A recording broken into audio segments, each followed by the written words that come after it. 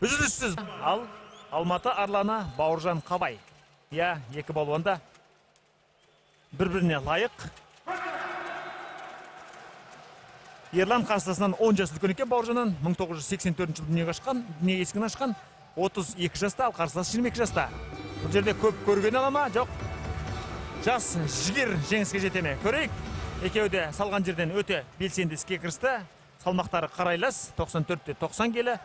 Бұл жерде Ерлан Омаров сәл қарсыласынан ауырлау, 94 келі. Жаңа Нұрсұлтан әріптесім айтып өткендей, биылғы жарысқа 90 келіден жоғары ғана балуандар қатыстырылады. Өздерінің жақсы білетіндей былтыр 82 келі болатын ең соңғысы. Бірақ 82 келі балуандардың 130-150 келі балуандармен шыққанда ештеңе істей алмай қалатын турнир ұйымдастырушылар ескерсе керек. Және күш атасын танымайды дегенменде де мұндай бір аралықтар болғаны дұрыс шығар. Ерлан Омаров, құрметті көрермендер, былтыр алғашқы айналымда Қазыбек Рамазановты жеңген болатын, бірақ екінші айналымда Шығыс Қазақстандық Талғат Әміреновтен ұтылып қалды. Биыл қандай өнер көрсетеді екен? Қазақ күресінен Қазақстан Республикасының спорт шебері Ерлан Омаров.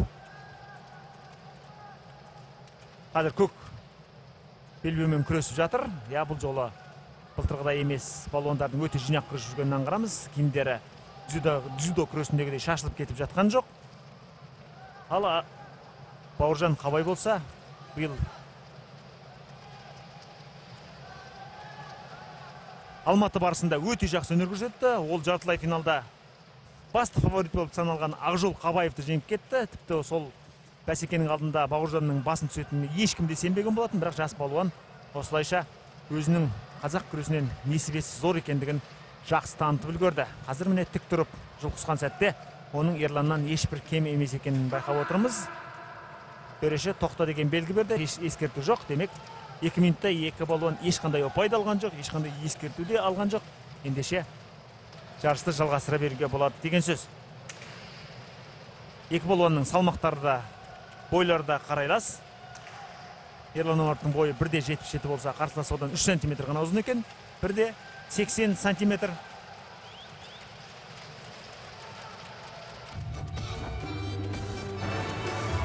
Ескерту берілетін сияқты. Сонымен қызыл бұрыштағы балуан Бауыржан Қабайға ескерту берілді.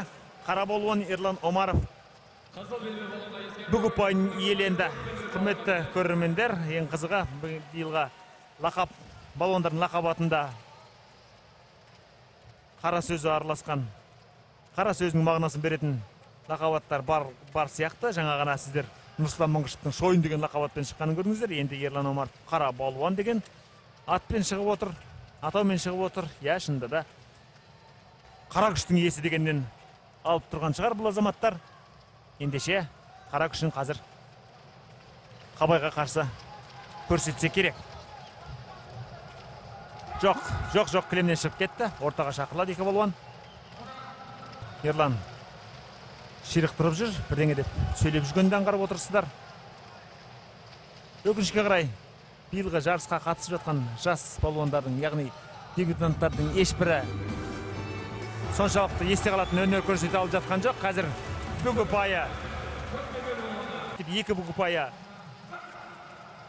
Ерлан Омаровтың еншісіне жазылуда. Бұған дейін жарысқа қатысушылар, тұңғыш рет қатысушылар ішінен Дулат Алпысов, Абылайхан Қасымхан, Мереке Тұрашев жарыстан шығып кетті. Ал осы сәтте, құрметті көрермендер, біздің студияға, дәл осы Қазақстан барысы өтіп жатқан Сарыарқа велотрегіндегі студиямызға Қазақстан барысын ұйымдастырушы, Қазақстан барысы идеясының авторы, белгілі азамат Арман Шорайб ағамыз келіп жетті. Арман аға, ассалаумағалейкум. Уағалейкум ассалам. Қош келдіңіз студиямызға. Рахмет. Дәстүрлі сұрағымызды бірден қояйық. Көңіліңіз Қазақстан барысына? Әрине толып жатыр. Өйткені былтырда, биылда өздеріңіз байқасаңыздар, жарысынан көбі жас, бұрын аты шықпаған палуандар. Сондықтан мен ойлаймын, өзіміздің мақсатымызға жетіп жатырмыз. Әлеуметтік лифт дегенбіз, әсіресе ауылдағы өсіп жатқан балаларға. Міне сол лифтке айналды деп ойлаймын. Өте жақсы. Енді бұл Қазақстан барысының бұрынғыдан өзгешелігі көп. Біріншіден киімнің өзгеруі бар, сосын жарыс ережесінің өзгеруі бар. Бұл өзгерістер қандай қажеттіліктен туындады? Енді мынау шынымен киімге өзгерісті енгізгеніміз, мысалыға шынтақтан сәл ұзартқанымыз бізге біраз, мысалы, бапкерлердің айтқаны, балалар күресіп жатқанда көбінің қолы шығып атты, сынып атты деген сияқты. Соны ескере отырып, біз сәл шынтақтан біздің дінге, біздің менталитетке лайық болсын деп. Өте дұрыс, өте дұрыс. Ал ережесіне қатысты не айтасыз?